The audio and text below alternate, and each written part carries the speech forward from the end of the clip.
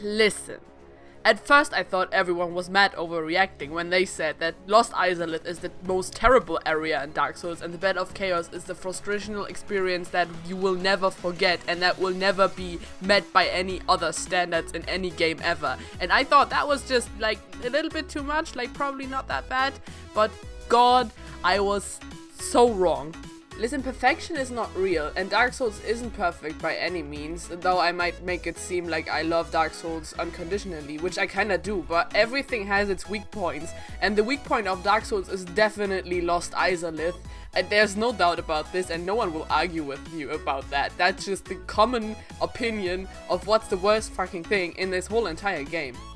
I wished I could come out here to say this is not as bad as people say it is, but it's definitely terrible. Like, in the remaster they made it look a lot better, but that's not gonna fix anything. I mean, you can of course high definition render a piece of shit, but it's still gonna be a piece of shit, and it's still something that I don't wanna be in for very long, or at all, for that matter. I can't even, I do have the script, but at this point it's just emotions, bare emotions.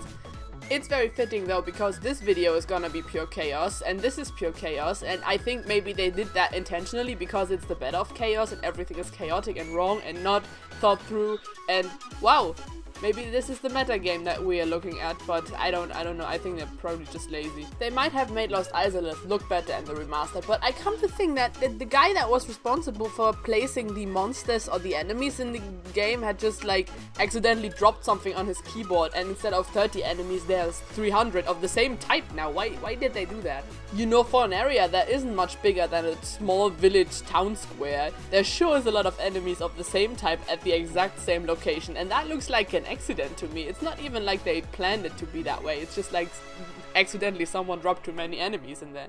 Adding to that, all the bosses in the area are pure bullshit. Ceaseless is a little different than the others, and I'm going to exclude him from the list of shit bosses in this area, which only leaves the Fire Sage and the Centipede Demon, which are both, oh my god. I don't even have footage of the Fire Sage Demon because I didn't bother taking any because I already saw this Asylum Demon and the Stray Demon, so I didn't feel like I needed to take footage of this fight actually. And he doesn't just look the same, it's basically the same fight, except he got some more fire related AoE attacks, and we all know AoE attacks are just the spice that makes brilliant melee combat. I don't even have words for this.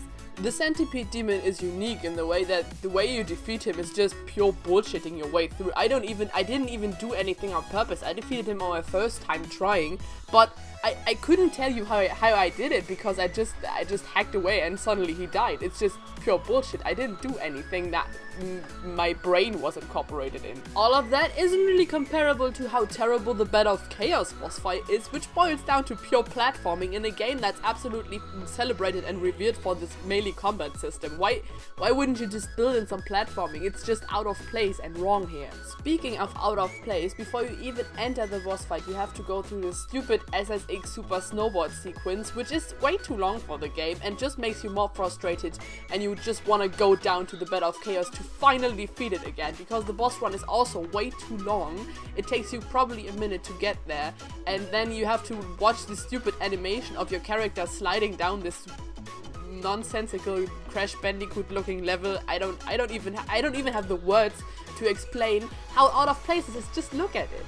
For the fight itself, I can't even give you much tips besides absolutely studying and learning by heart where you have to go. The one tip that I can give you is when you reach the left side, you have to stick yourself to the route and like walk along the route, and then you just have to be lucky basically.